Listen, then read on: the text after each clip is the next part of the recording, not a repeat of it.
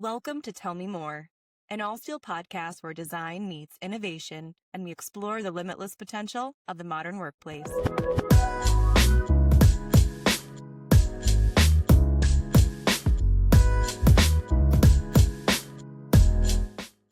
Hello, and welcome to the Tell Me More podcast.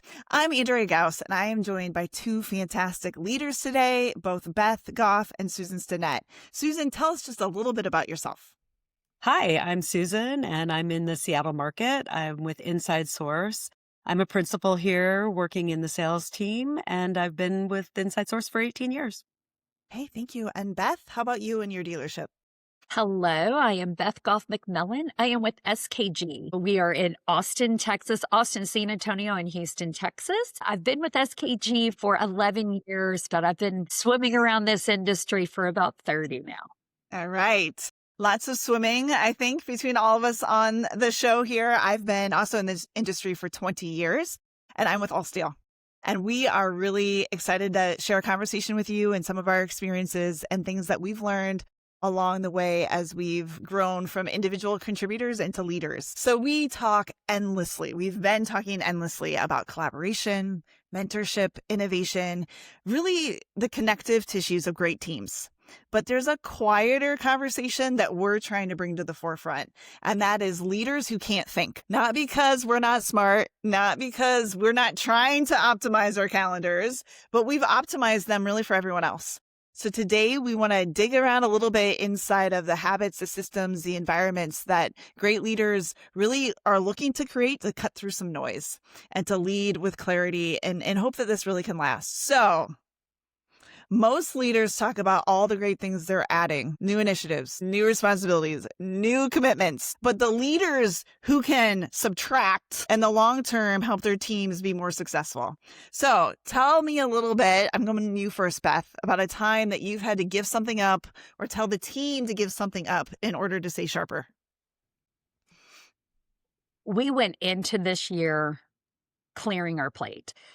Normally we do the same thing. What are our initiatives as we go into the fall? And we really focus on what will the next year hold and what are all the things we want to focus on. And I said less is more. We're not doing all the things. We made a huge pivot, moving to the Allsteel brand, which we are immensely excited about. That is our initiative. So for our teams, it was how do we pull back? And we had really 3 criteria for the business. So every department, if it's not really focused on those 3 criteria, it's a no. Don't even bring it to the table. So this year has been a maniacal focus on just 3 things. And it does. And just focusing on 3 requires a lot of focus. And it's a lot of reminding that's not important. And we just issued variance reports out to our leaders. And I'm like, guys, look at what you spent in the first quarter. Does it marry these or are you drifting off and spending in areas that we're really not focused on? So it's another way just to kind of pull people back to less is more right now. Yep. So spend, that's a great way to look at it. I'm wondering if I could do it with my Outlook calendar, right? What are the topics that I don't need to be focused on? I started doing that in 2024. The years are now getting away from me. I read a book called Uptime. And uptime is the concept of when a technology company, like when the tech is at optimal performance. So same for a human. When are you at optimal performance? And in the end of 2024, I actually sent a note to the entire company that said, I am canceling all meetings and I'm reconstructing all meetings because I had to redo when I was in peak performance. And I realized the team was drawing from me when I was in the slump of my day and I wasn't able to bring my best brain power. I literally swiped my calendar and I reconstructed it. And the first hour of the day and the last hour of the day are hard no's. Nobody can grab those ever. Nobody can ever make appointments for me in those time periods. I have absolutely done that. Wow. So it sounds like you set aside time for yourself and for the team, right? You prioritize both. All right, Suze, coming to you. What does it look like on your hardest days? Focused leadership, effective leadership, maniacal, as Beth used that term, I know, on I your like that. harder days. What does that look like? What do you have to do? What do you have to set aside? It's hard. It's one of my weaknesses. I'll just say yes. And so I've had to be, I'm not going to say maniacal, Beth, but I love that you did. I've had to be really careful with myself and my team, creating an environment that allows people to say no and to push back, and really trying to lead by example, because I inherently don't say no and I inherently don't push back. So, Andrea, my hardest days are probably enforcing that need to have realistic expectations and to say no, and not to let myself or the team feel overwhelmed with unrealistic deadlines and expectations. Does that make sense? Absolutely makes sense. Yeah. So, Beth, I love your reference to we're all at peak performances at different times. And this notion that, yes, there's the circadian rhythm, but we also have the rhythms of how we think. And we've talked on my team in particular. We have a individual who her best performance is at like 5 a.m. She gets up, she gets a fantastic run in, and then she has a couple hard hours of focused work before we show up. Right. And so then she's ready to interact versus some of the rest of us. Our best hour is like 10 to noon, right? Hit me before lunch. And so we've started to create these conversations around, okay, as a team, then how do we collectively sort out what's best for us together? And when can we have our best brainstorming, or when, whatever. So that's a really thoughtful thing, I think, as a leader to do, is to sit down too with your senior managers, your lead team, and say, okay, collectively, how are we going to bring all the juice, all the brain power together? I think is also important. Okay, you both have led through change. I mean, what isn't change? Constant change. That is what we are living in these days. I heard someone say the other day, the speed of change has never been as fast as it is today. And today is the slowest change will occur from here on out. Like, that boggles my mind. I don't want to even think about it. But having led through very recent change, then, Beth, what's one thing that you have just ruthlessly focused on? You talked about the budget. You talked about your hour at the beginning of the day, end of the day. Is there any other thing that you've really focused for yourself on to stay effective as an individual?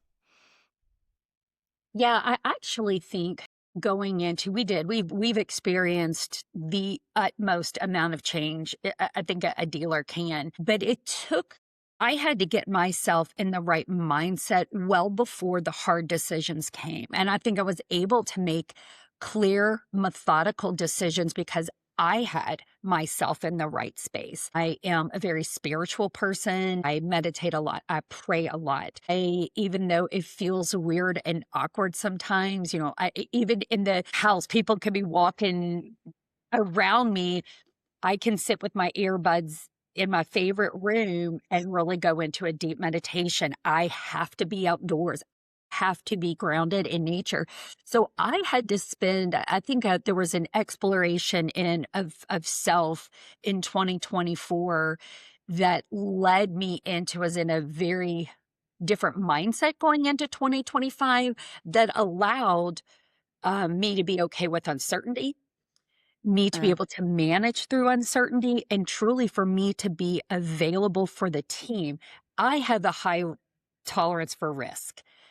Not everybody in the company does. So as I moved everyone's cheese, I had to also be emotionally prepared to manage them through a space that was very uncomfortable.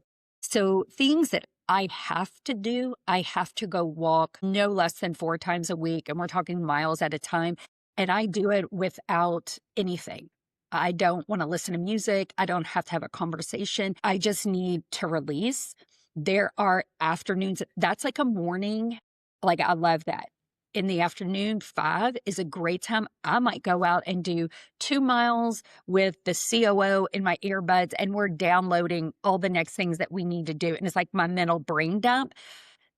I need a couple hours to then do nothing. That I did. I had to kind of create a new rhythm for me, for my own mental health, because it's kind of like how a mother enters into a room is how the kids and the family responds. It's no different than a leader. Yeah. And I show up stressed, the team is like, well, if that's stressed, we should be stressed. Mhm. It's calm. This feels really rough, but Beth seems okay with it. So I'm okay. If she's okay with it, then okay, I'm I right love behind that. her. So yeah. I love that, setting the tone. We've been trying to define the subject of focus a little bit. What does focus all entail? And so we've said, yes, there's the individual contribution. I can be creative. I can analyze. I can research. That is an element of focus. But then the other two, Beth, you named them. We call them reflection and respite. So this ability to kind of analog what's happening around me, get things into their mental boxes, so to speak, as I reflect on a day, a week, a period of time. And then this respite, this kind of getting away, breathing in the fresh air, going on a walk, so important. And I think individually, we all need different things.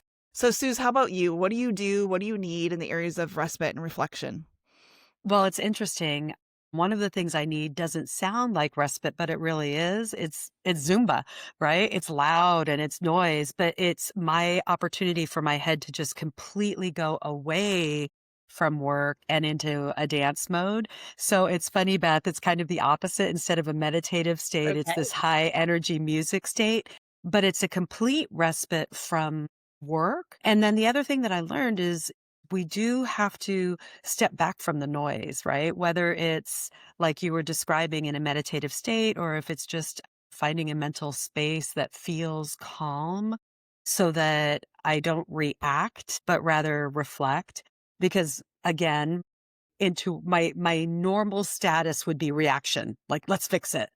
And instead, you have to take a step back and let the team come up with what that solution might be. And protecting that mental space, I don't think it's indulgent. I think it's necessary. And I think it helps us all really be more strategic in our game plan.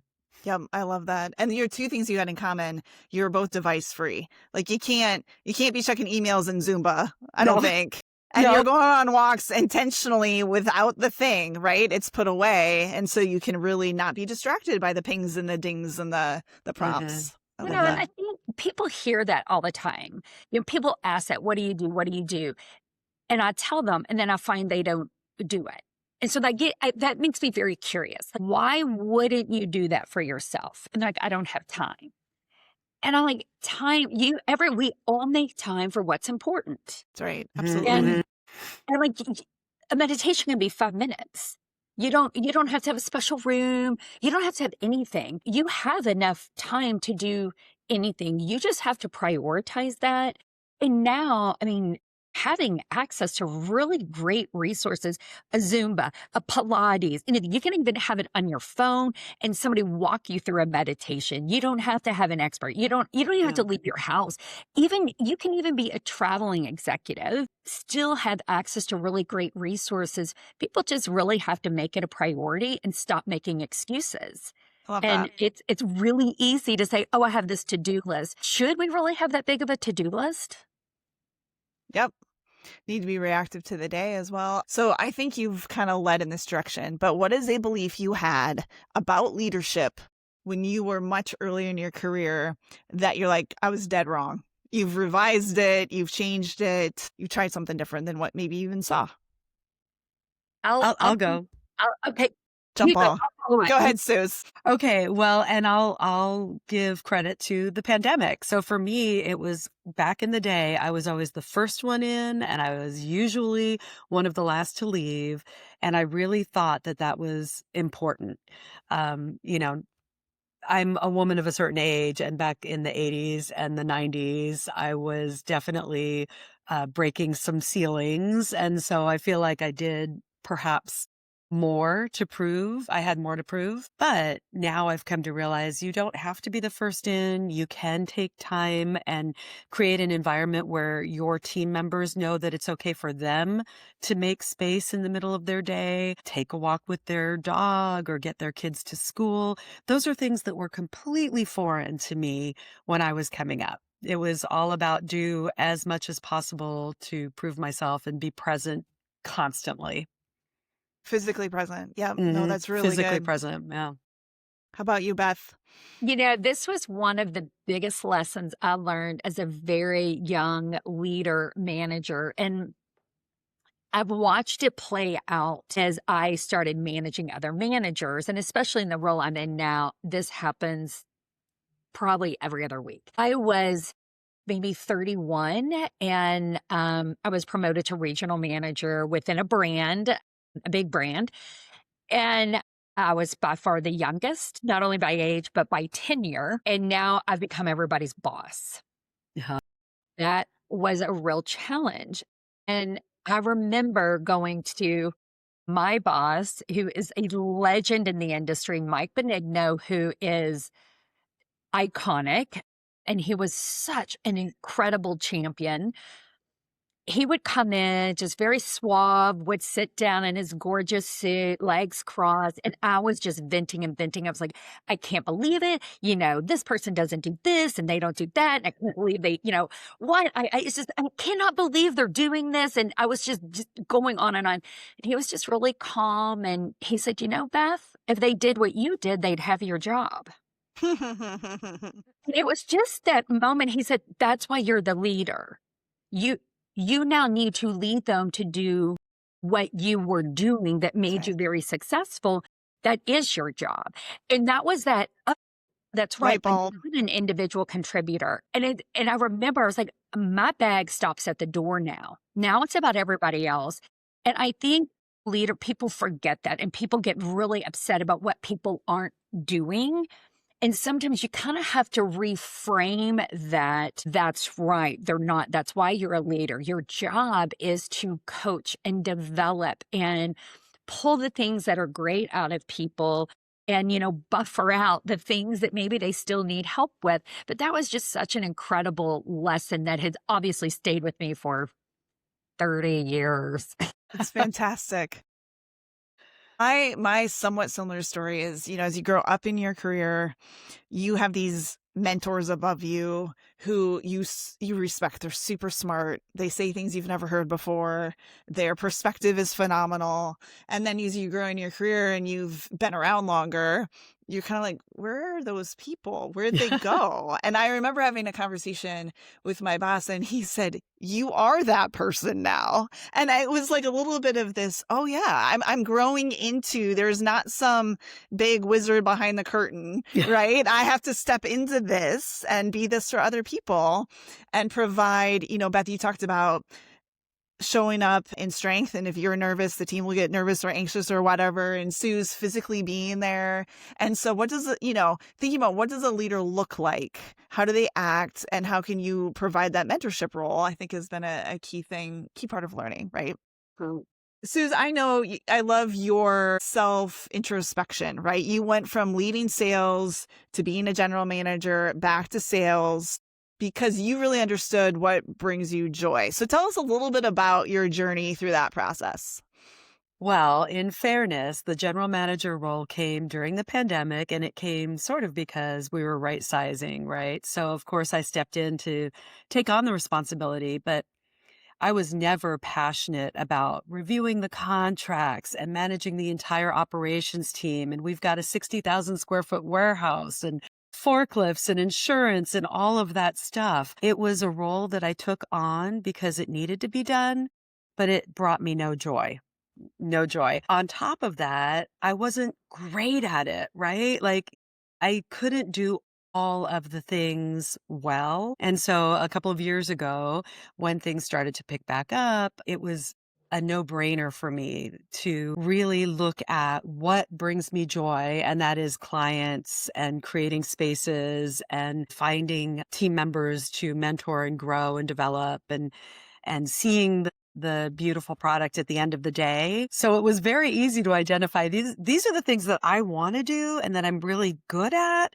These are the things that I'm not so great at and really don't bring me any joy whatsoever. So that whole sort of separation, it was easy to step back. And it counterintuitive because my whole career had been about how much more responsibility can I take on? And growth. And so a little bit of a little counterintuitive, especially with my personality, but it really was easy. I remember when we were interviewing, Mike Drez is our general manager now up here.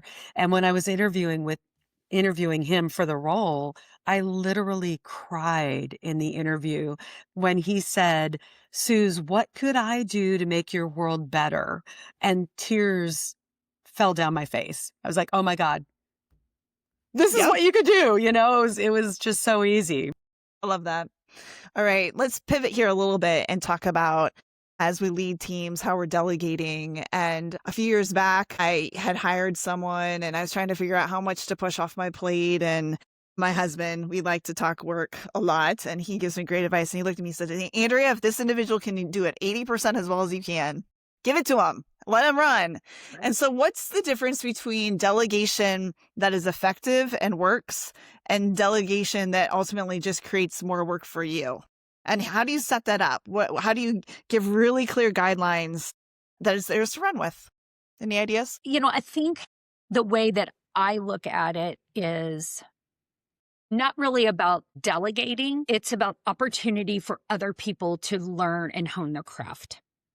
That's the way I look at it, especially in my role and in various roles. Even as a leader, I can't do all the presentations, or the sales teams will never know how to present. I might have to review the contracts, but so should they.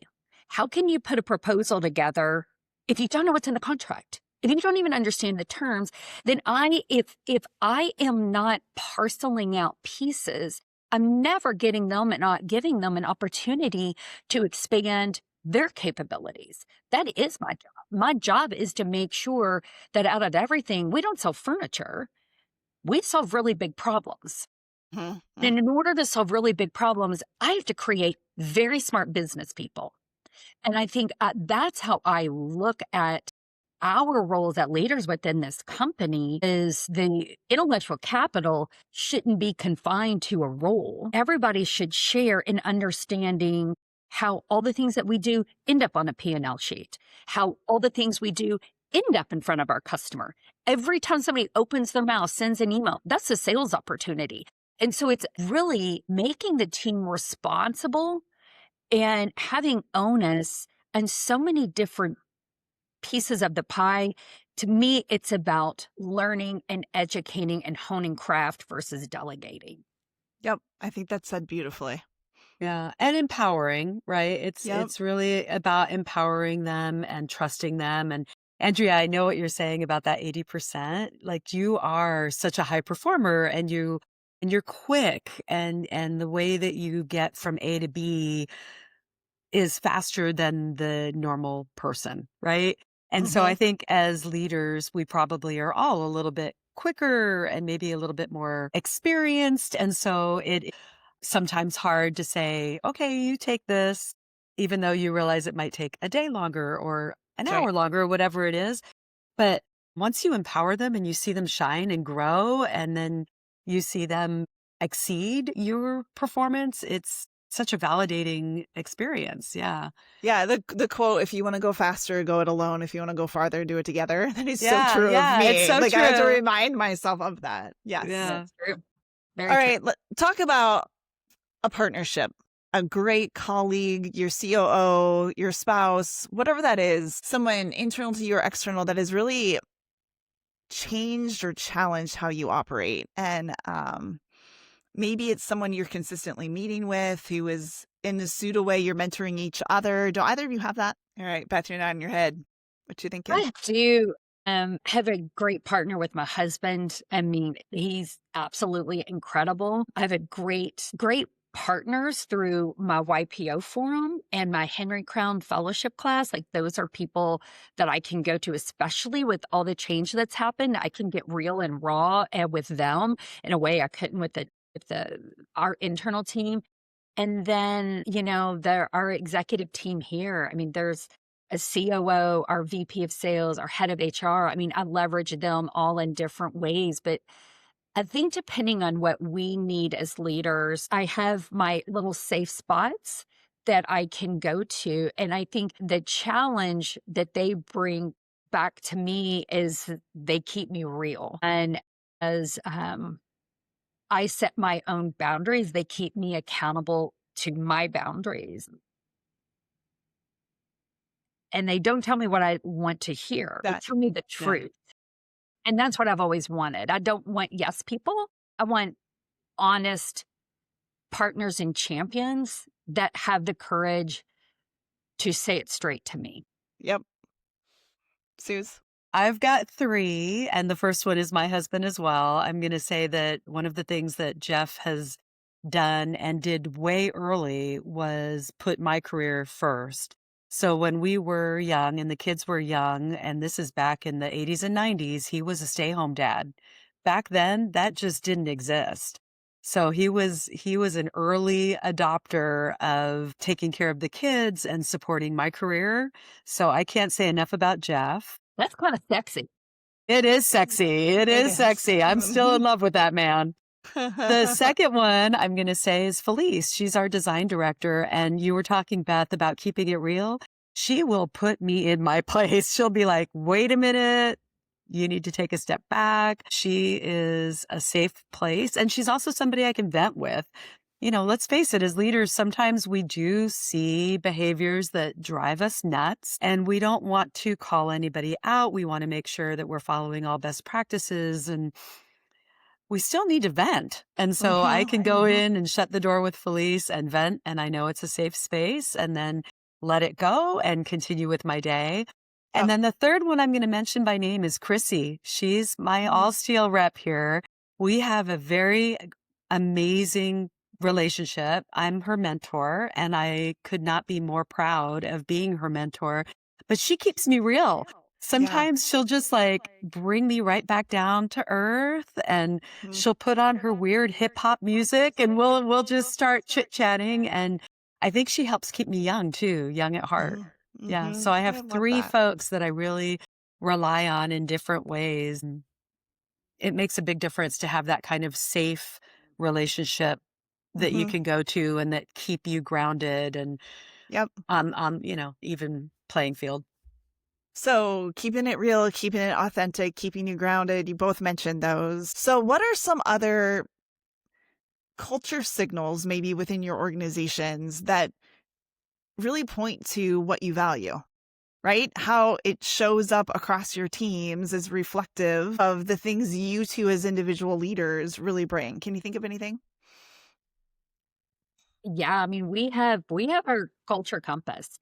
We're really honest about our value system. We make decisions based on our value system. And if one of our rudders are off, it's normally because we went against one of those. And I remind the team of that. Like, not all business is good business, and not everything that we're asked to do should we do. And I think when they see me make decisions based on that, and I'm okay walking away from an opportunity, I'm okay standing up for them and saying, this isn't right. And these are our boundaries. And if we lose this, then we lose this. But we're going to be gracious about losing. We're going to be gracious about winning. And none of us are going to retire off of one deal. So what we do is very emotional. It is like, people get very emotionally charged about their physical product. Physical space. Absolutely. Wow. It is emotional. And so sometimes it takes us to support them and make sure they know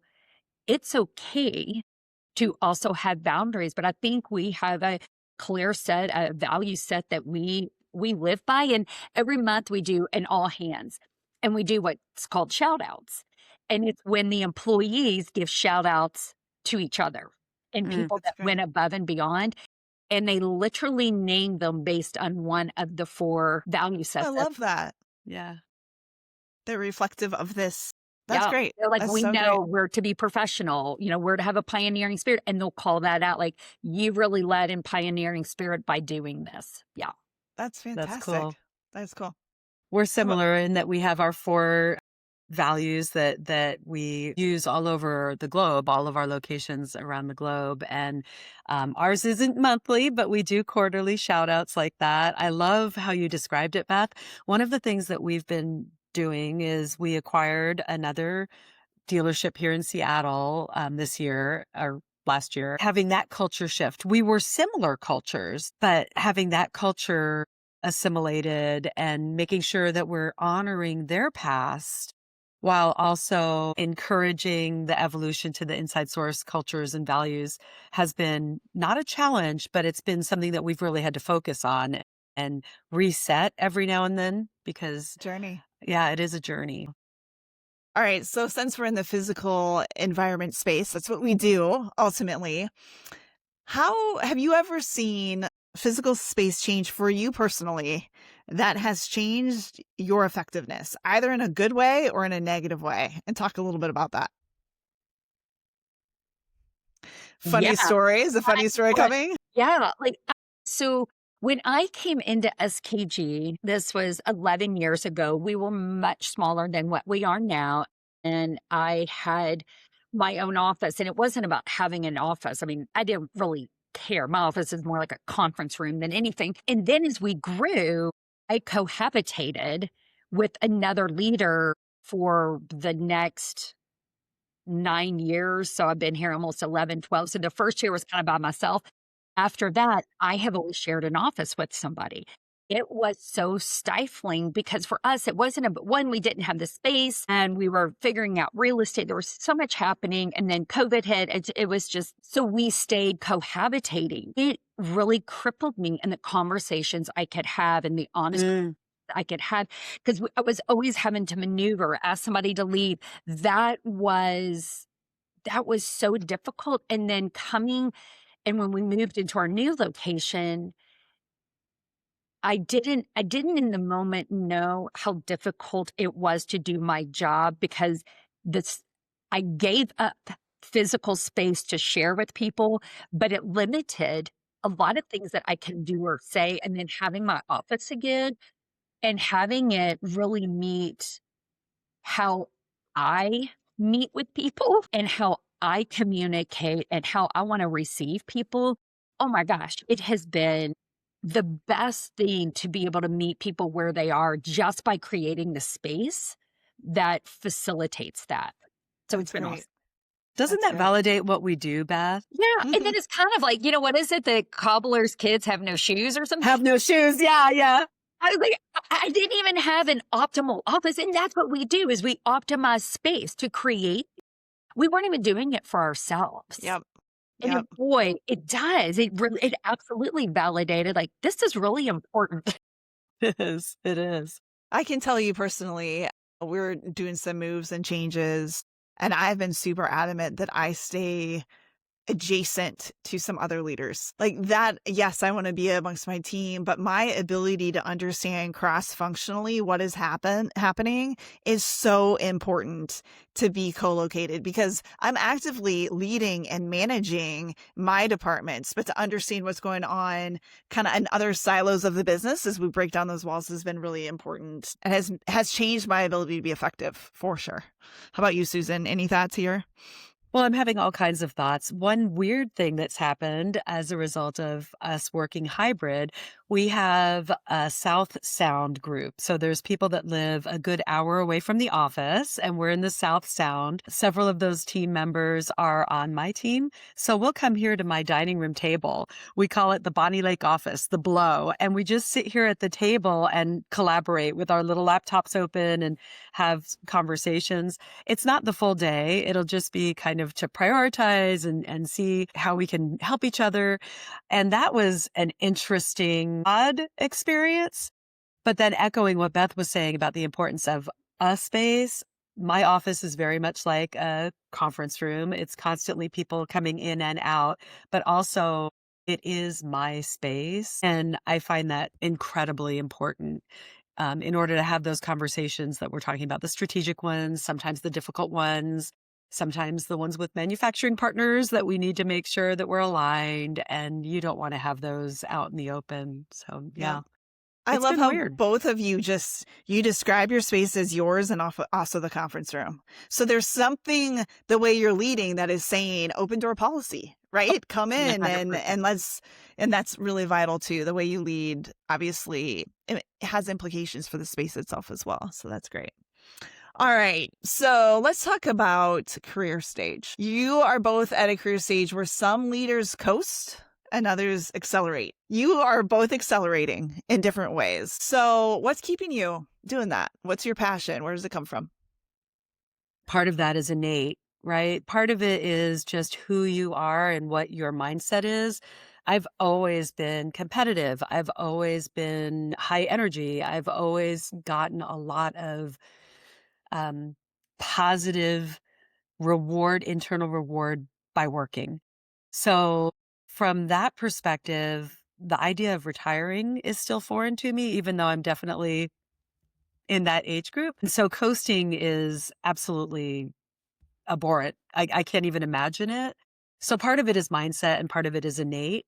The other part, I think, is I love what I'm doing. So it goes back to being passionate about what you're involved in. If I didn't love what I was doing, maybe I would want to coast or maybe I would want to start thinking about retirement. But finding what really melts your butter and doing it, I think lends itself to continued success and continued energy and continued to grow. Great. That's great. How about you, This, Beth? I could go on and on and on. So I'm going to try to keep this really brief. I have been so passionate about this industry. I have always felt like our industry never stood on its own. And as I said, I've been doing this a long time, and I've always felt like the real estate firms had to invite us. The A&D firms had to bid. Like there was always somebody that we had to kind of ask permission. Well, I don't necessarily do well with that. So I feel like we have never been more relevant than this moment in time. And I really was grateful. And I knew when COVID happened, it was going to change how people spoke about space and how people thought about space. And I think the things that are relevant now used to be the soft side of what we did. And though it was hard to qualify or quantify on a bid, but now the things that are relevant are the soft skills. It is creating a space that allows for neurodiversity. It allows for mental health, like conversations that are happening now, difficult from an HR perspective. Yes. Were we necessarily trained for this? No. Space now fosters something a whole lot more than just work. And I think when it was work, we could very easily be commoditized. So I think this moment in time, I'm doubling down because this right now is so ripe for somebody to stand up and say, space is relevant. And as a leader, as an executive, if you're not considering space as a strategic business tool, you're missing the boat. You're losing out on top talent. You are losing out on productivity. This isn't about a soft skill. This is about survival. And what we do, it is. Wow. And that is why I'm like, I feel like right now, this is what I've been waiting for my whole career. Wow, I love that. Love the passion. That too. I love the this is about survival, right? That's great. I have a business model. It absolutely is. Relationships, the human side. All right. So for the leaders coming up behind you, entering a business world that's noisier than anything that we started in for sure, what disciplines would you tell a rising leader to develop before they even need it? Any I ideas? think it always comes down to communication. The better they can develop their verbal and written communication and follow up, the more successful they're going to be, especially if they're describing this survival mode, right, Beth? They're communicating to their clients how important what they do is and the values that they're bringing. How do you communicate that? How do you express it? Great. You know, I think there are a few. I think focus is key. You cannot do all things well all at the same time. You have to have focus. I mean, you as a manufacturer, you always know we could have a different type of conference table. We can have a different task chair. We could be designing and building 1,000 things. Same for a service company, you know. So as a leader, you have to be disciplined and focused on what is going to move the needle now. And understanding what moves the needle now is being present. And as a leader, You have to be present in what you're doing, whether it's with your team, with your clients. And I think technology is phenomenal. And we lean into technology big, we lean into AI big. But I think the more that AI comes up, the beauty of that is if you're in a service-based business, this is a time to rise. And being in front of our clients, AI can assist us in a lot of things. AI cannot go sit in front of your client and usher them through a really tough problem. That's right. It can assist you in your speed and accuracy, sure. But I think having focus and then really being present for that human connection, technology can never replace that. Love that. Building trust. As you were talking about that, building trust is something that I think not everybody understands. People. Which it comes through communication, being present. I think both of those things at the heart of that. That's what it is. All right, ladies, anything that you were really hoping we'd explore that we haven't gotten to? Anything you really want to just share with our audience? I think we've spoken so much about, leadership. And I think there are two words that people wait for authorization. People wait to be considered a leader and be given a title. And people wait to either be a mentor or mentee. And those exist. Those are up for grabs. You can be a leader without having a title. Absolutely. You can mentor and be a mentee without the formalities of it. And so I think when you consider the construct of this leadership, there's so many moments you can show up and lead. And sometimes following is also being a very strong leader. And so I would just encourage people to not wait to be tapped, to lean into leadership, for asking more, for asking for help. There's the leadership and mentor words, they don't have to be formal. Yep. That's great advice. That That's is great wonderful. advice. The one thing I would think is, or that I would say is, leadership isn't about having it all perfectly managed, right? I think it's really important for folks who are coming up behind us to know that just because you are a leader or because you have a desire to become a leader, you don't have to know it all. You don't have to be perfect. It's not going to be perfectly managed. It's about being aligned with your company's values, with your personal passions, and about doing the right thing. I love that. Well, let's see. We've talked about protecting time, giving ourselves space away from technology, whether it's in a loud Zumba class or taking a walk. Talked about the importance of our calendars and supporting our team, showing up our best. I think we've covered a lot. This has been great. Thank you, Beth. Thank you, Susan, for joining me. And thank you for all of those who have tuned into our Tell Me More podcast. Stay tuned for more episodes. Thanks for joining us on Tell Me More. For more insights and stories, subscribe on Apple Podcast and Spotify, and connect with us on social @Allsteel. See you next time.